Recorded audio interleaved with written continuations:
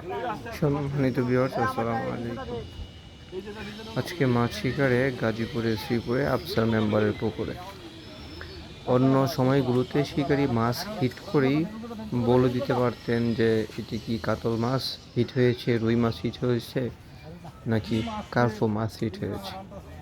কিন্তু এবার শিকারি মাছ হিট করে বলতেই পারছেন না মাছটি কী মাছ হবে, কারণ মাছটি প্রচুর পরিমাণে শক্তি দেখাচ্ছে। এই জন্য উনি আইডিয়াই করতে পারছেন না কী মাছ হবে। উনি বিগ সাইজের একটি মহাশোল মাছ হিট করেছেন। এই হিটের আগে মাছটির সাইজ প্রায় 7-8 কেজির উপরে হবে। এখন আবার আরেকটি মৃগেল মাছ হিট করেছেন, যেটা আগেরটার থেকেও বড় হবে। অভিজ্ঞতা সম্পন্ন একজন শিকারী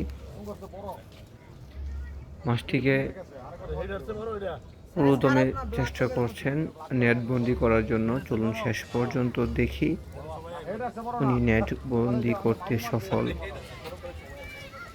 হতে পারেন কিনা। আজকে 20 মাচায় খেলা চলছে, প্রত্যেকটি মাচায় 2টি করেছি। 15,000 টাকা মাচায়, 7,500 টাকা সিপে খেলা হচ্ছে। আজকে সারাদিন ব্যাপী প্রচুর পরিমাণে মাছ শিকার হয়েছে।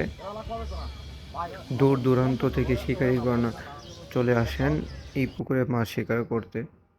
আপনারা যারা মৎস্য শিকারী আছেন, যাদের কাছে এই পুকুরটি নতুন, তারা